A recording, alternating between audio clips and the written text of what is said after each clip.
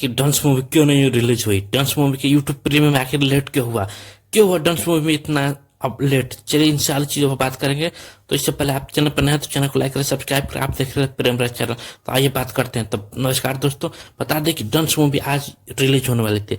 आज सुबह दोपहर में 11 बजे रिलीज होनी थी, लेकिन कुछ टेक्निकल प्रॉब्लम की वजह से आज वो रिलीज नहीं हो पाई। जैसा कि आप यूट्यूब ये पोस्टर देख रहे होंगे, ये पोस्टर मतलब ग्लोबल इंजेक्शन ने पोस्ट किया, जिसमें बताया कुछ टेक्निकल इश्यू की वजह से आज डंस मूवी रिलीज नहीं पर, जिसके लिए हम क्षमा चाहते हैं और अगले जल्द ही अनाउंस करेंगे। तो बता दें कि डंस मूवी जो कि स्टारर मूवी है और काफी बेहतरीन मूवी है, लेकिन यूट्यूब मतलब सॉरी थिएटर में कुछ ज्यादा रिस्पॉन्स नहीं मिल पाया।